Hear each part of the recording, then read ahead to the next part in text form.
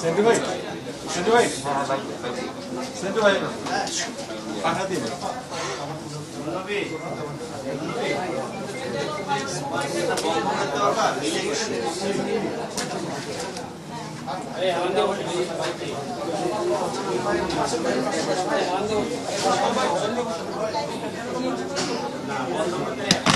সামনে একবার হেরান দিয়ে বসে।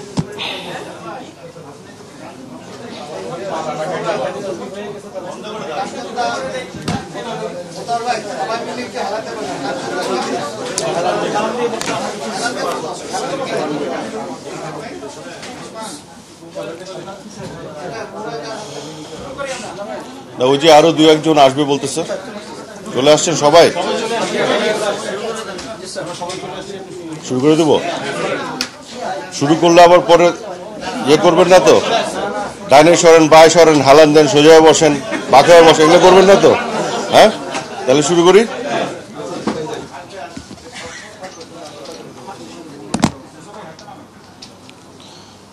আপনাদের সবাইকে ধন্যবাদ আজকে এখানে আসার জন্য।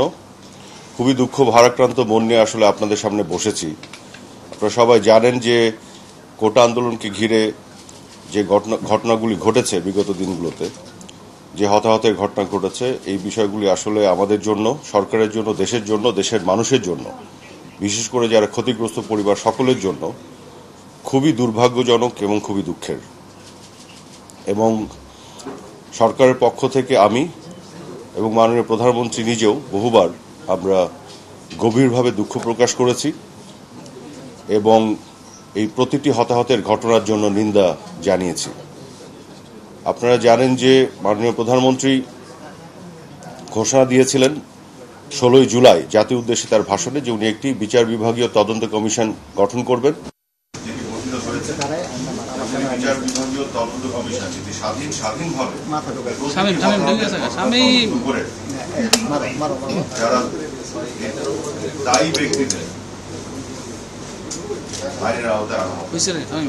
এবং এক্ষেত্রে আরেকটি ঘোষণা সেটি হলো আমরা বিদেশি কোনো এক্সপার্ট তাদেরও সহায়তা নিব, ফরেন্সিক টেস্ট করা বা পোস্টমর্টমের যে প্রক্রিয়া সেখানে যদি প্রয়োজন হয়। কারণ হচ্ছে যে আমরা এখানে পুরোপুরি স্বচ্ছ এবং জবাবদিহিতায় থাকতে চাই। এবং আমি এতটুকু বলি যে আপনারা জানেন যে মাননীয় প্রধানমন্ত্রী ক্ষতিগ্রস্ত যারা হয়েছেন, যাদের পরিবারের সদস্যরা হতাহতের ঘটনায়, তাদের অনেকে উনি গণভবনে ডাকতে করেছেন, তাদের সাথে কথা বলেছেন এবং সেই সময় আমি উপস্থিত ছিলাম। এবং আবু সাইদ, আপনারা সবাই তাকে চেনেন, তার পরিবারের সদস্যরা ছিল, তাদের সাথে আবারও আলাদাভাবে কথা হয়েছে। তার ছোট ভাই যেটা বলা হয়েছে আমাকে যে আমরা কোনো কিছু চাই না, আমরা বিচার চাই। আমি যে কথাটি বলেছিলাম যে আজকে আপনাদের সাথে শেয়ার করি, তার সাথে আমার কথা হয়েছিল যে আপনারা তো সবার আগে সর্বপ্রথম ক্ষতিগ্রস্ত, আপনার পরিবারের সদস্য হারিয়েছেন, কিন্তু আমরাও কিন্তু একইভাবে ক্ষতিগ্রস্ত। প্রতিটি মৃত্যুর জন্য, প্রতিটি হতাহতের ঘটনার জন্য আজকে সরকার এবং বাংলাদেশ ক্ষতিগ্রস্ত, দেশের মানুষ ক্ষতিগ্রস্ত। হয়তো কোনো একটি তৃতীয় পক্ষ এটার সুবিধা নিচ্ছে, কিন্তু যদি ক্ষতিগ্রস্ত কেউ হয়, প্রাথমিকভাবে ক্ষতিগ্রস্ত সেই পরিবার যারা সরাসরি তাদের সদস্যদের হারিয়েছেন, এবং তারপরে এই সরকার এবং এই দেশ এই মৃত্যুগুলোর ঘটনাগুলোকে ঘিরে আজকে বাংলাদেশের বিরুদ্ধে যে অপপ্রচার এবং আমাদের যেভাবে এক ধরনের বদনামি করার অপপ্রয়াস, কাজে আমরা ক্ষতিগ্রস্ত পক্ষের অংশ। কাজে আপনারা ক্ষতিগ্রস্ত হিসেবে যেমন বিচার চান, আমরা একইভাবে বিচার চাই। আমরা এটার গভীরে যেতে চাই এবং প্রতিটি দায়ী ব্যক্তিকে আমরা বিচারের মুখোমুখি করতে চাই। এই কারণে করতে চাই যে আমরা তো ক্ষতিগ্রস্ত, এখানে একটি মৃত্যুও আমাদের কাছে কাম্য ছিল না। আজকে যদি আমরা অতীতে যেতে পারতাম টাইম মেশিন দিয়ে, আমরা প্রতিটি মৃত্যু আটকে দেওয়ার সুযোগ থাকলে আমরা সেটা চেষ্টা করতাম। কারণ প্রতিটি মৃত্যু এবং হতাহত আমাদের বুকের উপরে ভারী হয়ে আছে। এবং আমরা একইভাবে দুঃখিত এই মৃত্যু এবং হতাহতের ঘটনার জন্য। দুঃখজনক হলো সত্যি যে শিক্ষার্থী আন্দোলনকারী যারা, তাদের যে উদ্দেশ্য ছিল, তাদের একটা দাবি ছিল এবং তার মধ্যে যে তৃতীয় পক্ষ ঢুকে অন্য উদ্দেশ্য চরিতার্থ করার জন্য যে ভয়াবহ ধ্বংসযজ্ঞ চালিয়েছে, এটি তো আপনাদের চোখের সামনে তার সকল প্রমাণ আছে। আজকে যারা জেল ভেঙে নরসিংদীতে কয়েদিদের বের করে নিয়ে এসেছে, উচ্চ পর্যায়ে জঙ্গিদের বের করে নিয়ে এসেছে, জেলের যত স্টাফ যারা তাদেরকে বন্দি করে রেখেছিল, যত ধরনের অস্ত্রশস্ত্র তারা লুট করেছিল, এগুলো কি শিক্ষার্থীদের কাজ হতে পারে? হতে পারে না। কারা করেছে? এই তৃতীয় পক্ষ অনুপ্রবেশকারী। আজকে মেট্রো রেলের কথা বলেন, এই মেট্রো রেল কি মাননীয় প্রধানমন্ত্রী শেখ হাসিনা চড়েন? এমনকি অনেক মন্ত্রী মিনিস্টাররা চড়েন? তাও তো না। এটা তো বাংলাদেশের সাধারণ মানুষরা উপকারভোগী। দুর্যোগ ব্যবস্থাপনা যে অধিদপ্তর, এর কাজ কি? পুরো দেশে যখন বিভিন্ন ধরনের দুর্যোগ আসে, সাধারণ মানুষের পাশে দাঁড়ানোর জন্যই তো কাজ করে। এই প্রতিটি সরকারি এস্টাবলিশমেন্ট, সেতু ভবন, যেগুলো সাধারণ মানুষের জন্য কাজ করে, আপনি দেখেন যে টোল প্লাজাগুলি আজকে এক্সপ্রেসওয়ে বন্ধ, মেট্রো রেল বন্ধ, আজকে মানুষ ভুক্তভোগী, জ্যাম হচ্ছে। কাজে আমাদের কথা হচ্ছে, এইগুলো যারা ধ্বংসযজ্ঞ চালিয়েছে, এটা তো পরিষ্কার আপনাদের চোখের সামনে এই ধ্বংসপ্রাপ্ত জিনিসগুলো এখনো আছে। এটা কি শিক্ষার্থীদের কাজ হতে পারে? হতে পারে না। এটা করেছে সেই তৃতীয় পক্ষ সন্ত্রাসীরা, এবং তারা কিন্তু এমন অবস্থায় তৈরি চেষ্টা করেছে যেন এখানে হতাহতের ঘটনা ঘটে, টেনশন আরো তৈরি হয়, এবং তারা সেটাই ঘোলা পানিতে মাছ শিকারের চেষ্টা করতে পারে। কিন্তু দুঃখজনক হলো সত্যি, তারা সরাসরি এখানে মুখোমুখি হয়নি। তারা শিক্ষার্থীদের ঢাল হিসেবে সামনে ব্যবহার করেছে, শিক্ষার্থীদের আবেগ অনুভূতিকে তারা অপব্যবহার করে এই কাজগুলো করেছে।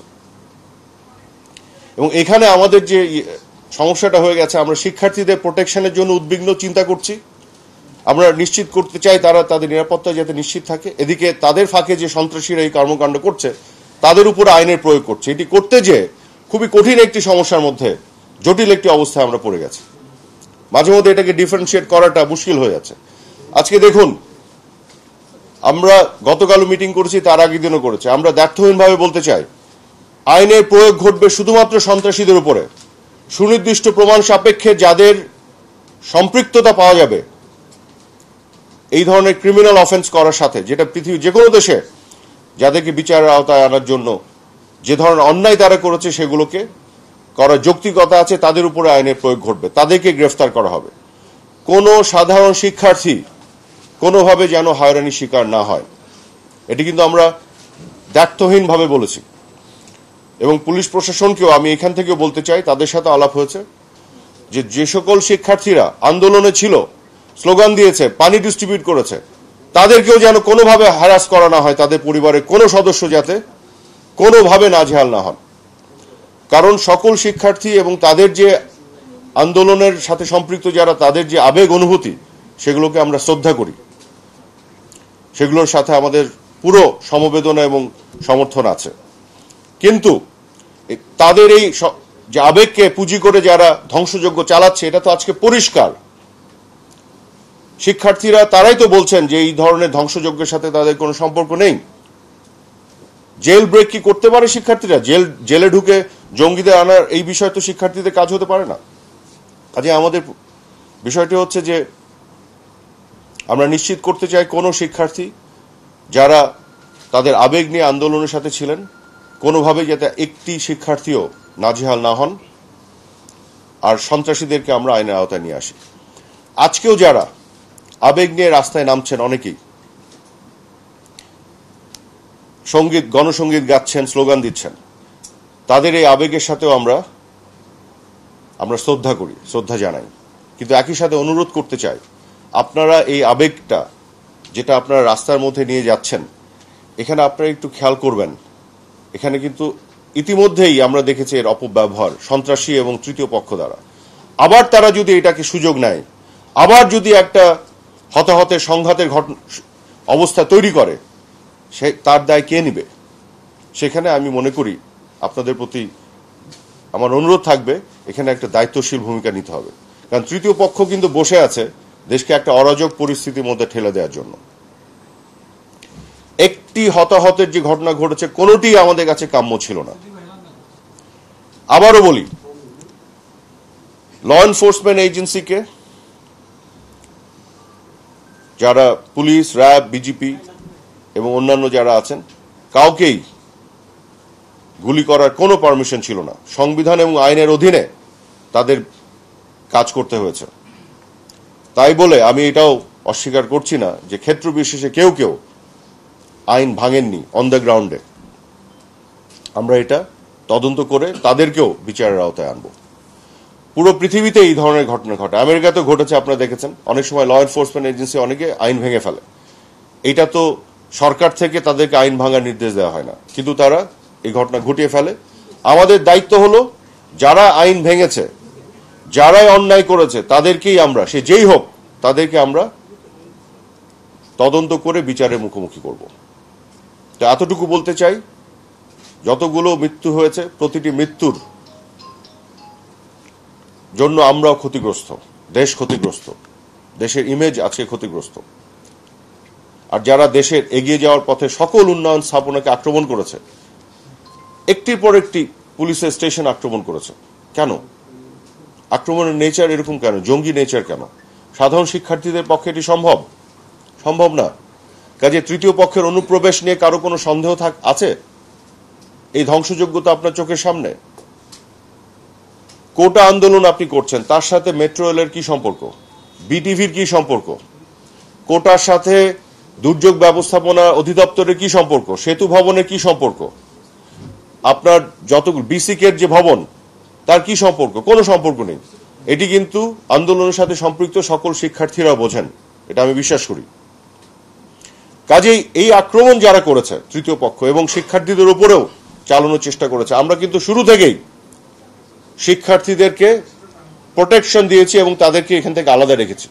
আমরা কখনোই তাদেরকে দোষারোপ করিনি এবং আমাদের সকল বক্তব্য যেগুলো আমরা দোষ দিয়েছি সেটি কিন্তু একটিও শিক্ষার্থীদের উদ্দেশ্যে নয়, প্রতিটি সন্ত্রাসীদের উদ্দেশ্যে। আমাদের সকল আইনের প্রয়োগ একটিও শিক্ষার্থীদের উদ্দেশ্যে নয়, প্রতিটি সন্ত্রাসীদের উদ্দেশ্যে। কাজে এই জায়গাটি পরিষ্কার থাকা সবার উচিত আমি মনে করি। আবারও বলি, 16 তারিখে যখন মাননীয় প্রধানমন্ত্রী বঙ্গবন্ধু কন্যা শেখ হাসিনা জাতির উদ্দেশ্যে ভাষণ দিলেন, সেদিন কিন্তু 6টি মৃত্যুর ঘটনা ঘটে গেল। আপনাদেরকে আজকে আমি বিনীতভাবে বলতে চাই, মাননীয় প্রধানমন্ত্রীর ভাষণে উনি কতগুলো বিষয় উল্লেখ করেছিলেন।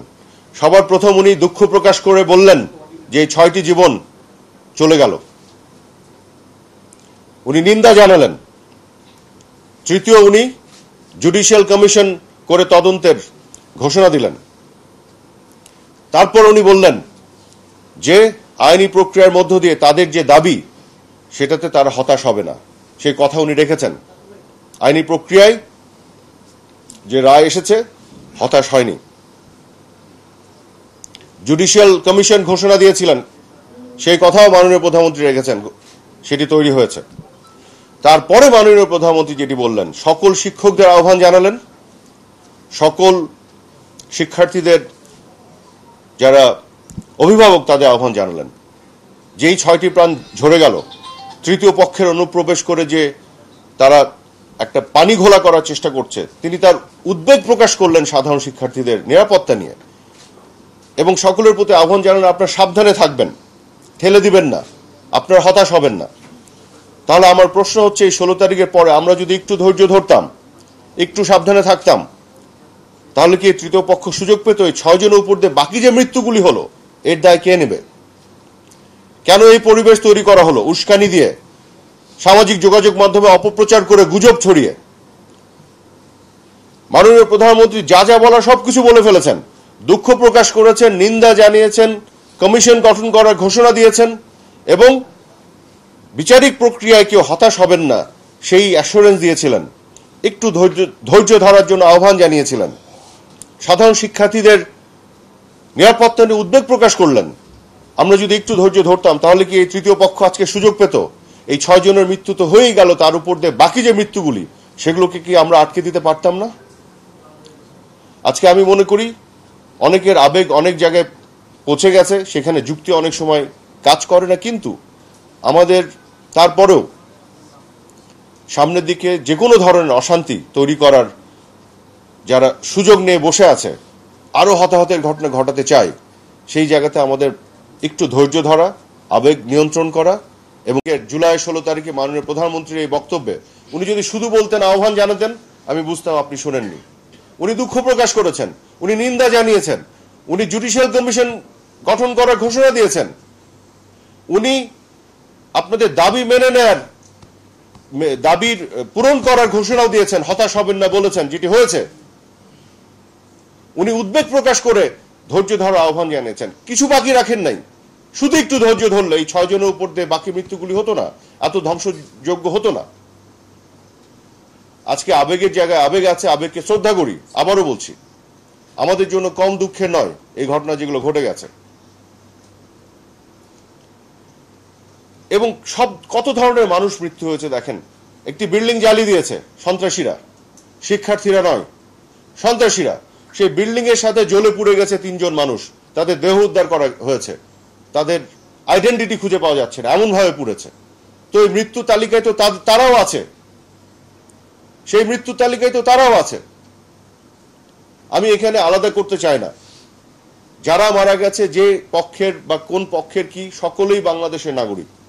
সকল মৃত্যুর বিচার এদেশ করবে, এদেশের সরকার করবে, এবং স্বাধীন বিচার বিভাগীয় কমিশনের মাধ্যমে করবে, এবং প্রয়োজনে স্বচ্ছতার স্বার্থে বিদেশি এক্সপার্ট প্রফেশনালসদের এনে আমরা তাদেরকে সম্পৃক্ত করব। এটি আমার বক্তব্য। ধন্যবাদ। মাননীয় মন্ত্রী, একটা বিষয় হলো যে গতকাল যখন ফেসবুক, সামাজিক যোগাযোগ মাধ্যম, টুইটার এগুলি ওপেন করা হলো, দেখা গেল যে সেই থেকে আবার গুজব প্রোপাগান্ডা শুরু হয়ে গেছে। এই কোটার পক্ষে নিয়ে, শিক্ষার্থীদের পক্ষ নিয়ে সরকারের বিরুদ্ধে বিভিন্ন রকম প্রচারণা চালাচ্ছে। এই ব্যাপারে তথ্য মন্ত্রণালয় থেকে আপনি কি ব্যবস্থা নিতে পারেন? দেখুন, আপনাদের বলি একটু, এই যে সাউথ পোর্ট ইউকেতে, ব্রিটেনে, ওইখানে একটা বিশাল ঘটনা ঘটেছে, বিশাল ক্লাশ হচ্ছে পুলিশের সাথে। আপনারা একটু গুগল করে ইউটিউবে দেখবেন, একই রকম অবস্থা। পুলিশ এবং সাধারণ মানুষ, প্রোটেস্টারদের মধ্যে মারামারি, ধরে তাদেরকে অ্যারেস্ট করা, মাটিতে ফেলে তাদেরকে শুয়ে ফেলা, এই ধরনের ঘটনা ঘটছে। এবং তারাও বলছে যে পুরো ক্লাশটা তৈরি করেছে সামাজিক যোগাযোগ মাধ্যমে গুজবের ফলে। এই গুজবের যে একটা বাস্তবতা, এটা গোটা পৃথিবী তো ঝুঁকির মধ্যে পড়ে গেছে, গোটা পৃথিবী। আমরা বারে বারে আহ্বান জানাচ্ছি যে যে কোনো একটা গুজব আসলে এটা দেখে বিশ্বাস করেন না, একটু যাচাই বাছাই করেন। আমাদের নাগরিকদের দায়িত্ব আছে। তো আজকে এই গুজব তো আমাকে আপনাকে ব্যক্তিকে শুধু ঝুঁকিতে ফেলেনি, গোটা সমাজকে ফেলেছে। আপনি তো সমাজের অংশ। এই গুজবের ফলে সমাজ যদি ঝুঁকিতে পড়ে, যে ক্ষতির সম্মুখীন সমাজ হবে, আপনি নিজেও সেই ক্ষতির মধ্যে পড়বেন। কাজে আমারই তো দায়িত্ব একটু সাবধানে থাকা, কারণ পৃথিবী এখনো কোনো ফর্মুলা বের করতে পারেনি কিভাবে এই গুজব ঠেকাবে। এখন দুষ্টু লোকেরা তো সবসময় তাদের স্বার্থ হাসিলের জন্য এই ধরনের গুজবের আশ্রয় নেয়, এবং মত প্রকাশের স্বাধীনতার নামে এই গুজবগুলোকেও আমরা আসলে আটকানোর জন্য যে প্রচেষ্টা নিচ্ছি, সেখানেও সমস্যা তৈরি হচ্ছে। আর এই সামাজিক যোগাযোগ মাধ্যমে যারা প্ল্যাটফর্মগুলি দেখেন, এরা তো এখানে পয়সা কামায়, গুজব আবার বেশি ছড়ায়, পয়সা বেশি কামানো যায়। তো এদের তো বিজনেস ইন্টারেস্ট, এদের তো একটা কমিউনিটি স্ট্যান্ডার্ড বানিয়ে রেখেছে, তার তো কোনো অ্যাপ্লিকেশন দেখি না। তাদেরও তো আরো দায়িত্বশীল হওয়া দরকার। তাদের ব্যবসা করার জন্য, পয়সা কামানোর জন্য সমাজকেই তাদের প্ল্যাটফর্ম ব্যবহার করে গুজব ছড়িয়ে ধ্বংসের মধ্যে ফেলে দেওয়ার যে দায়িত্ব জ্ঞানহীন আচরণ, সেগুলো নিয়েও আমার মনে হয় প্রতিবাদ করা দরকার। মাননীয় মন্ত্রী, আজকে কিন্তু প্রধান বিচারপতি বলেছেন সোশ্যাল মিডিয়া বিপদের কারখানা। একটু আগে বলেছেন, আপনি বিভাগে একটা কমেন্ট করেছেন। আপনার আরেকজন সহকর্মী জুনায়েদ আহমেদ পলক, ওনাকে আমরা স্পেসিফিকলি জিজ্ঞেস করেছিলাম, আপনি 10.5 বছরের মধ্যে প্রতিমন্ত্রী হিসেবে দায়িত্ব, ফেসবুককে কেন বাগে আনতে পারলো না সরকার? কে বেশি বড়, সরকার নাকি ফেসবুক? বিশ্বের অনেক দেশ ফেসবুককে নিয়ন্ত্রণ করতে পারছে। নিয়ন্ত্রণ মানে বলতে চাচ্ছি কি, একটা তার দেশের সোশ্যাল স্ট্যাটাস, তাদের ধর্মীয় মর্যাদা, সবকিছুকে তাদেরকে ব্যবসা করতে আসছে। আপনি একই কথা বলছেন, তাহলে কোথায় বাধাটা কোথায়? কেন এখন পর্যন্ত বাংলাদেশে আওয়ামী লীগ সরকার 15 বছর ক্ষমতায়, এত সাইবার যোদ্ধারা, তাহলে কেন ফেসবুকের ব্যাপারে আপনারা একটা কড়া ব্যবস্থা নিচ্ছেন না? কেন ফেসবুকের অফিস বাংলাদেশে হচ্ছে না? আমার প্রশ্নের মধ্যে একটা ভ্রান্তি আছে। পৃথিবীর সকল দেশ বাগে আনতে পেরেছে, নিয়ন্ত্রণ করতে পেরেছে, এটা সঠিক নয়। ইউকেই তো পারছে না। একটু গুগল করেন না, ওরা তাহলে যদি পারতো তাহলে কেন কমপ্লেন করছে গুজব থেকে অবস্থা? পারছে না। পৃথিবীর বিভিন্ন দেশেই ফেসবুক, ইউটিউব, সোশ্যাল মিডিয়ার মাধ্যমে এগুলো হচ্ছে। টিকটক কেন বন্ধ করতে যাচ্ছে আজকে আমেরিকা এবং ইউরোপ? যদি বাগে আনতে পারে, পারছে না। এটাই হচ্ছে বাস্তবতা। কাজে আপনার পরবর্তী আপনার পরবর্তী প্রশ্নগুলো না, সেটা তো অন্য বিষয়। অফিস থেকে কি লাভ হচ্ছে, পাচ্ছে তো না। কাজেই আপনার পরবর্তী প্রশ্নগুলো অর্থহীন, যেহেতু আপনার যে ভিত্তির উপর প্রশ্ন দাঁড় করেছেন ভিত্তিটাই সঠিক না। একটু খোঁজ নেন, কোথাও পাচ্ছে না, কিন্তু পারতে হবে। আপনার প্রশ্নকে আমি রেসপেক্ট করি, এই অর্থে আপনার স্পিরিটটাকে আমি সাপোর্ট করি। পারাটা দরকার, গোটা বিশ্বেরই দরকার। যে কোনো গুজবকে অ্যাকাউন্টেবল করা দরকার, জবাবদিহিতা আওতায় আনা দরকার। মত প্রকাশের স্বাধীনতা যেমন আমাদের অবারিত করতে হবে, একই সাথে অসত্য এবং ডিসইনফরমেশন, যেটা আমি কিন্তু দায়িত্ব গ্রহণের পর থেকে বলে আসছি, সেটাকেও কিন্তু জবাবদিহিতা আওতায় আনা প্রয়োজন, ডিসইনফরমেশন বা গুজবকে। কারণ নাহলে এটা তো সমাজের জন্য অমঙ্গলজনক, সমাজকে ক্ষতিগ্রস্ত করছে। আমার একটা প্রশ্ন আছে, আমি শোনেন, গুজব প্রতিরোধ সেল আছে, এরকম অনেক কিছুই আছে, কিন্তু গুজবের যে ব্যাপ্তি, ধরেন আপনি একটা গুজব যখন ছাড়েন সোশ্যাল মিডিয়ায়, এটার যে আকর্ষণ, এই আকৃষ্ট হয়ে মানুষ যেভাবে ঝাঁপায় পড়ে এটা ছড়িয়ে দিতে, ওই প্রতিরোধের আকর্ষণ কম। এটা আবার হিউম্যান নেচার, আনফর্চুনেটলি। যেটা আপনি আমরা সবাই বুঝি। তো আমরা তো একটা ডাউনহিল ব্যাটেলে আছি। তো এইখানে এমন একটা ফর্মুলা গোটা বিশ্বকে বের করতে হবে, আমরা সহ, যেখানে মত প্রকাশের স্বাধীনতা কোনোভাবেই আপনার কি বলবো, এটা হিন্ডার্ড হবে না বা বাধাগ্রস্ত হবে না, কিন্তু গুজবকে আমরা নিয়ন্ত্রণ করতে পারবো। এটা এখন পর্যন্ত আমরা আসলে সবাই মিলে জানি না। আমরা চেষ্টা করছি বিভিন্নভাবে, বাট এটা কাজ অনেক ক্ষেত্রে করছে না। আপনি বললেন আবু সাইদের কথা, ভিডিও ফুটেজে পরিষ্কার দেখা গিয়েছে যে কে কোন পুলিশ সদস্য তাকে গুলি করেছে। তদন্ত কমিশন হয়েছে, আমরা জানি এটা দীর্ঘমেয়াদী একটা ব্যাপার, কিন্তু ফুটেজে যেখানে দেখা গিয়েছে যে যেই পুলিশ সদস্য গুলি করেছে, সেখানে আমরা এফআইআর দেখলাম যে সে নিহত হয়েছে একটা মানে অন্য একটা পরিস্থিতিতে, সেটা স্বীকার করা হয়নি। তো তার বিরুদ্ধে বিভাগীয় ব্যবস্থা পর্যন্ত নেওয়া হয়নি, সেই পুলিশ সদস্য পর্যন্ত ব্যবস্থা নেওয়া হয়। আপনাকে আমি সুন্দর প্রশ্ন করেছেন, থ্যাংক ইউ এটা রেজ করার জন্য। তাহলে আমি এটাকে পরিষ্কার করার সুযোগ পেলাম। যাই হয়েছে না কেন, রুটিন পদ্ধতিতে যা হয়, আমরা সেই রুটিনে থাকছি না, থাকবো না। বিচার বিভাগীয় তদন্ত কমিশন যেটি হয়েছে, সেটি আবু সাইদ থেকে শুরু করে সবগুলি রিভিউ করবে, এবং রিভিউ প্রক্রিয়াতে আমরা বিদেশি এক্সপার্টদের আনবো। কাজে এখন যা দেখছেন এগুলোর কোনো ভ্যালু নাই। আমরা রিয়েল তদন্তটা করব প্রত্যেকের। বাংলাদেশে তো একটা রুটিন প্রসেস আছে, ওই রুটিনের মধ্যে অনেকে ফেলে দিয়ে অনেক কিছু করছেন, বাট এগুলোর কোনো ভ্যালু নাই। একটু ধৈর্য ধরেন, যে কথাগুলি বলছি সেগুলোর প্রতিফলন দেখবেন খুবই শীঘ্রই।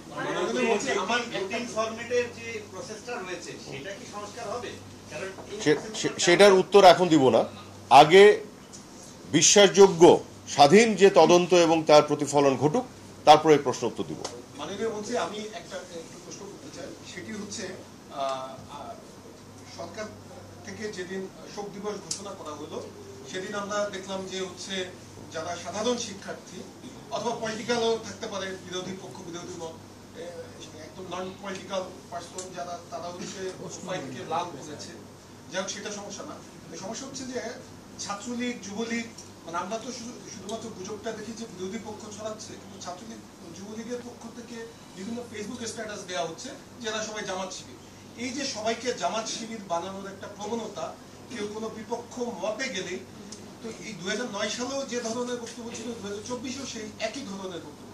সেই বিষয়ে কি আপনারা সচেতন হবেন কিনা, এবং আপনি তথ্য প্রতিমন্ত্রী হিসেবে যেহেতু আপনি শিক্ষার্থীদের পক্ষে কথা বললেন, এই জায়গাটাতে আপনারা প্রোটেক্ট করবেন কিনা, যে একটা ক্লাস 10-এর বাচ্চা, একটা 9-এর বাচ্চা, তাকে চোখ বন্ধ করে শিবির বানানো, এই জায়গাগুলো আপনারা প্রোটেক্ট? দেখুন, আমি তথ্য প্রতিমন্ত্রী হিসেবে শুধু না, আমি একজন শিক্ষক, দীর্ঘ 18 বছর আমি বিশ্ববিদ্যালয়ে পড়িয়েছি। আমার অবস্থান সবসময় শিক্ষার্থী এবং তাদের ইমোশনের পক্ষে থাকবে, এটুকু আপনাদের বলতে চাই। এবং আবারও বলছি যে এটি যেমন সত্যি যে স্বাধীনতা বিরোধী অপশক্তি, সন্ত্রাসী, সহিংসতাকারীরা এখানে আছে এবং জামাত এবং শিবিরের ইনফিল্ট্রেশন আছে, এটাও যেমন সত্যি, এবং তাদেরকেই আইডেন্টিফাই করে বলতে হবে। কিন্তু আমি এটা মনে করি না যে সাধারণ শিক্ষার্থী যারা তাদের আবেগ থেকে আন্দোলনে এসেছে তারা সবাই ওই পক্ষের, এরকম এটাকে আমি বিশ্বাস করি না। আমি মনে করি অনেক সাধারণ শিক্ষার্থী যারা মুক্তিযুদ্ধের চেতনার পক্ষে, যারা বাংলাদেশের পক্ষে দেশপ্রেমিক, তাদেরও অনেকেই যেভাবেই হোক এই আবেগের সাথে সম্পৃক্ত হয়ে তারা এই আন্দোলনের সাথে আছে এবং ছিল। কাজে ঢালাওভাবে সবাইকে এই ধরনের ব্র্যান্ড করা, এটাকে আমি যৌক্তিকও মনে করি না, ন্যায্যও মনে করি না। মানে প্রতিমন্ত্রী একটা প্রশ্ন প্রেস কনফারেন্সে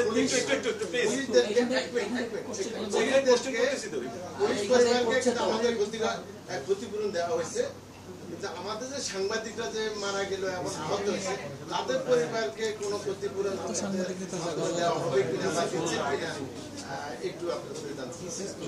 বলেন, আপনারটা বলেন। মাননীয় প্রধানমন্ত্রী, যেই ঘটনা যেমন প্রেস কনফারেন্সের পরে যে রাজাকার শব্দটা যে হলো সেই 6.5 ঘন্টার হিসাবটা আপনি মিলিয়েছেন বিভিন্ন প্রেস কনফারেন্সে শুনলাম। এই 6.5 ঘন্টার মধ্যে যারা এই কাণ্ডটি ঘটালো, যারা ছাত্রদেরকে ব্রেন ওয়াশ করলো বা যাদের কারণে এই কাজটি হলো, আপনি বলেছেন তাদেরকে কি আমরা চিহ্নিত করতে পেরেছি এখন পর্যন্ত, যারা এই মূল কলকাঠিটার নাম? দুটো প্রশ্ন উত্তর একসাথে দিই। সকল ক্ষতিগ্রস্ত পরিবারদেরকেই তাদের পাশে সরকার থাকবে, ধাপে ধাপে থাকবে, এ ব্যাপারে নিশ্চিত থাকুন।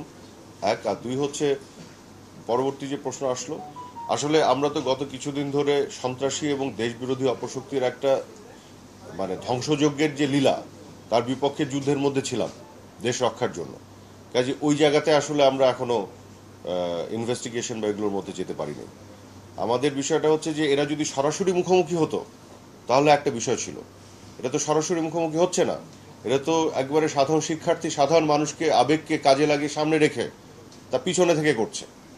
এবং আপনারা এটাও দেখেছেন যে একজন শিক্ষার্থী সে তার বন্ধুর মৃত্যুর ঘটনা নিয়ে সোশ্যাল মিডিয়াতে সে ব্যাখ্যা দিয়েছে যে তার বন্ধু তার সামনে যে গুলি খেলো সে বিশ্বাস করে যে এই গুলি পুলিশ করে নাই, কারণ পুলিশের সাথে তাদের যে দূরত্ব এবং মাঝখানে যত মানুষ ছিল 100-150, এটা হতেই পারে না যে পুলিশের গুলি সে খেয়েছে।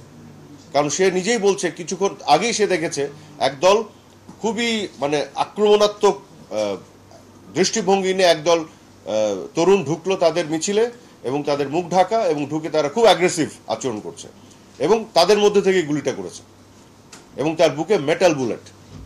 তার আগ পর্যন্ত সে বলছে যে পুলিশ রাবার বুলেট ছুটছে, কোনো মেটাল বুলেট নাই। তো এই ধরনের আরো বিষয় বের হয়ে আসবে যে মৃত্যুর এই লাশগুলি কারা চেয়েছিল, কারা চেয়েছে যে একটির পর একটি লাশ পড়লে টেনশন বাড়বে, ধ্বংস বাড়বে, আরো উত্তাল করা যাবে। প্রতিটি মৃত্যু কিন্তু সমস্যা বাড়িয়েছে দেশের জন্য, সরকারের জন্য, এবং সুবিধা করে দিয়েছে যারা চেয়েছে এই মৃত্যুর উপরে, এই লাশের উপরে দাঁড়িয়ে ধ্বংসযজ্ঞ আরো তৈরি করা যায়, আরো অশান্তি তৈরি করা যায়। আমরা চেয়েছি শান্তি নিয়ে আসতে, প্রতিষ্ঠা করতে, আমরা চেয়েছি বিচার করতে, আমরা চেয়েছি তাদের দাবিগুলো, যৌক্তিক জায়গাগুলো পূরণ করতে একটি প্রক্রিয়ার মধ্যে। এটি আমাদের অবস্থান ছিল। মাননীয় মন্ত্রী মহোদয়, মানে সরকারি হিসাবে স্বরাষ্ট্র মন্ত্রণালয় বলছে যে 150 জনের মৃত্যু হয়েছে। আপনার এই কথার প্রেক্ষিতে কি আমরা কোনোভাবে আইডেন্টিফাই করতে পারেন যে কতজন পুলিশের গুলিতে, কতজন থার্ড পার্টির গুলিতে বা অন্যান্য কিভাবে মারা গেছে, এই আইডেন্টিফাই করার কোনো উপায় আছে? হ্যাঁ, উপায় আছে। অনেকগুলি গণমাধ্যমে আজকেও প্রথম সারির একটি গণমাধ্যমে 200-র উপর এসে এই যে তথ্যের সেটা আপনারা নজরে আনবেন? দুটোই, অবশ্যই দুটোই বলি। প্রথম কথা হচ্ছে, প্রথম প্রশ্নটি হলো যে কতজন কে মারা গেছে, কতগুলি পুলিশের গুলিতে, কতগুলো কি, এটা বলার উপায় আছে, কিন্তু সেই উপায়টি হচ্ছে তদন্ত। এখানে তারপরে আপনি এগুলো বলতে পারবেন।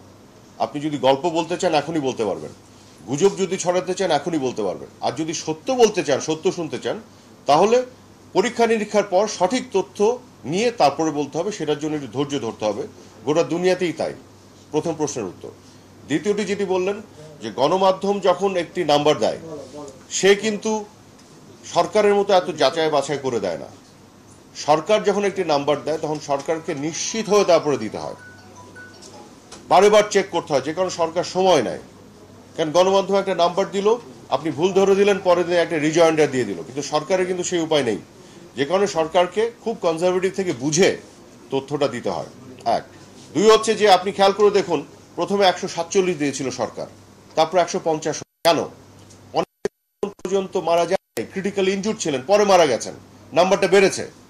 তো এটা 150-এ থাকবে এটাও বলা যাচ্ছে না। অনেকে যারা ক্রিটিক্যালি ইনজুর্ড, আপনার 100 জনের উপরে পুলিশই তো ক্রিটিক্যালি ইনজুর্ড, তাদের মধ্যে কেউ মারা যেতে পারেন, ওখানে অ্যাড হয়ে যাবে।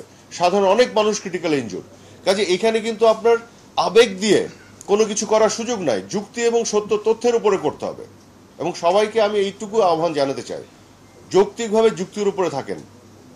মানে আবেগ দিয়ে, মানে যারা কি বলবো সুযোগ নেওয়ার চেষ্টা করছে, যারা দেশকে একটা অরাজক পরিস্থিতিতে ঠেলে দেওয়ার চেষ্টা করছে তাদেরকে কোনোভাবে সুযোগ দেন না।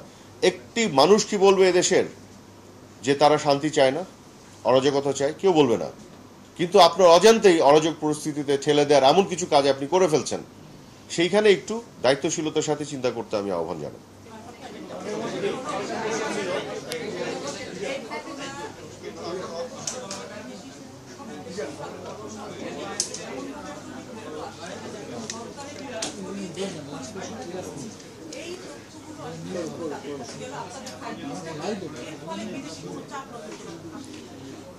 ওনার প্রশ্নটা আমি আবার রিপিট করি যে বিদেশি গণমাধ্যমগুলোতে যে প্রচারগুলো হচ্ছে সেই প্রচারটা অনেকটা এরকম যে অ্যাজ ইফ শিক্ষার্থীরা শান্তিপূর্ণ আন্দোলনে ছিল এবং শান্তিপূর্ণ আন্দোলনে পুলিশ যেয়ে গুলি করে করে সবাইকে মেরে ফেলেছে, এরকম একটা বিষয়। এই ধরনেরই একটা ন্যারেটিভ প্রচার করার চেষ্টা হয়েছে, এটা ঠিক। কিন্তু তারাই যখন আমাদের কাছ থেকে বিভিন্ন খোঁজ খবর করে জানতে পারছে বিষয়টি এরকম নয়।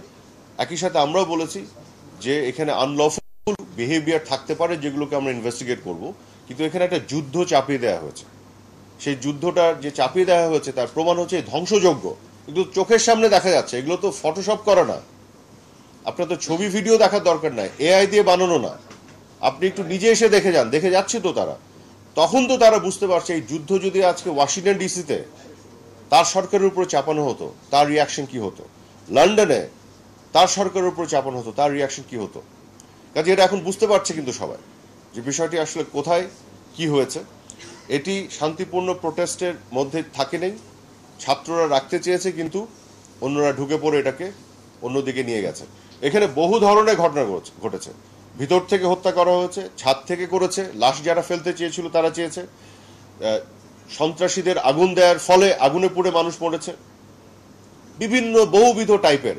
তো এখন সবগুলো আপনি সরলীকরণ করার কোনো সুযোগ আছে যদি না আপনি একটা থরো ইনভেস্টিগেশন করেন। এখন আমাদের সবচেয়ে বড় যে কমিটমেন্ট, অঙ্গীকার, আমরা একটা থরো ইন্ডিপেন্ডেন্ট ইনভেস্টিগেশন করতে চাই এবং স্বচ্ছ ইনভেস্টিগেশন করতে চাই। বিকজ সকল মৃত্যু আমাদেরকে ক্ষতিগ্রস্ত করেছে। আজকে সকল পরিবারের সাথে আমরা ক্ষতিগ্রস্ত পার্টি, তাদের সাথে আমাদেরও একইভাবে এই চাওয়া, আমরা একটা যারা এই ক্ষতিগ্রস্ত আমাদের করলো প্রতিটি হতাহতের ঘটনার মধ্য দিয়ে তাদেরকে আমরা স্বচ্ছ তদন্তের মাধ্যমে চিহ্নিত করে বিচারের আওতায় আনতে চাই। এটা শেষ প্রশ্ন। হ্যাঁ,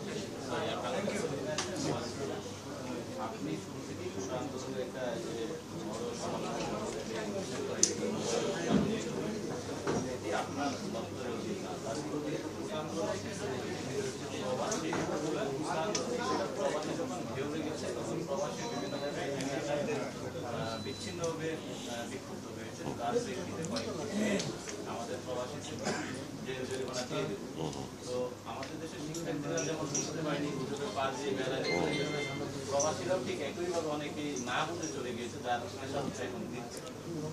যাওয়ার পর অনেক প্রবাসীরা বেশি আতঙ্কিত হয়ে গেছে, তারা পারিবারিকভাবে দেশে যোগাযোগ করতেছে।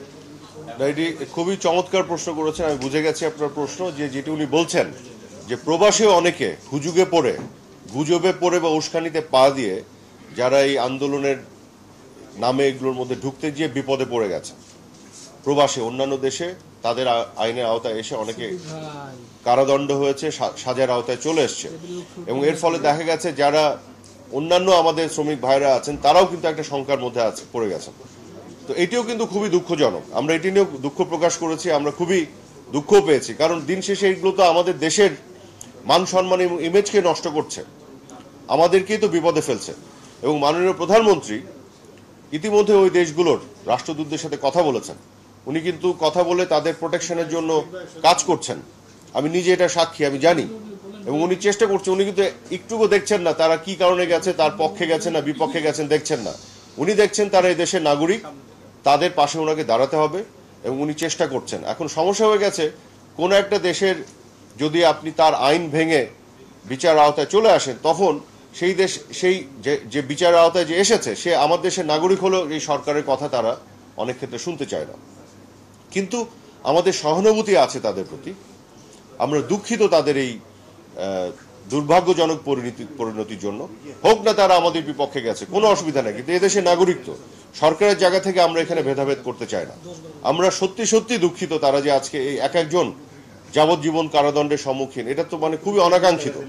এবং শুধু তাই নয়, এই ঘটনাকে ঘিরে যারা বাইরে আছে তারাও তো বিপদের মধ্যে, শঙ্কার মধ্যে আছে। এটি নিয়ে কিন্তু আমরা সার্বক্ষণিক কথা বলছি সেসব দেশের সরকারের সাথে, যাতে কোনোভাবে অন্য যারা আছেন তাদের উপরে কোনো বিপদ না আসে। এ ব্যাপারে আপনাদের নিশ্চিত করতে চাই মাননীয় প্রধানমন্ত্রী খুবই ব্যথিত এই বিষয়টি নিয়ে, এবং উনি খুবই অ্যাক্টিভলি এটি নিয়ে কাজ করছেন, চেষ্টা করছেন। এখন আমরা এরকমও চিন্তা করেছিলাম যে আমরা কোনো একটা আইনজীবী নিয়োগ দিব কিনা তাদের পক্ষে, কিন্তু এখন সমস্যা হচ্ছে যে দেশ ক্ষুব্ধ হয়েছে ওই আচরণে এবং আইনের আওতায় এনে সাজা দিয়েছে, এখন আইনজীবী নিয়োগ দিতে গেলে হয় কি ডিপ্লোম্যাটিক্যালি তারা এটাকে খুব নেগেটিভলি, নেতিবাচকভাবে দেখে যে আজ আমরা তাদের বিরুদ্ধে চলে যাচ্ছি। তো আমরা এমন একটা জটিল সমস্যার মধ্যে আছি, দেশের নাগরিকদেরও রক্ষা করতে চাই, আবার ডিপ্লোম্যাটিক ভাবে তারা যে আরো খেপে গেলে বলবে যে এই দেশ থেকে, তোমার দেশ থেকে কেউ নিবই না, তখন আরো বিপদ। তো এখন এরকম একটা সমস্যার মধ্যে আমরা আছি। আমি আশা করব যে আমরা আমাদের এই কমপ্লেক্স রিয়ালিটিটা যার মধ্যে আমরা অপারেট করতে চেষ্টা করছি, এটা একটু সবাই বোঝার চেষ্টা করবেন। আমাদের নিয়ত পরিষ্কার, আমরা সততার সাথে দেশের প্রতিটি নাগরিকের সমভাবে চিন্তা করে তাদের সুরক্ষার জন্য চেষ্টা করছি, এ ব্যাপারে কোনো সন্দেহ নাই। কিন্তু সবকিছু যে করে উঠতে পারছি অনেক ক্ষেত্রে হয়তো না এই জটিল পরিস্থিতির জন্য।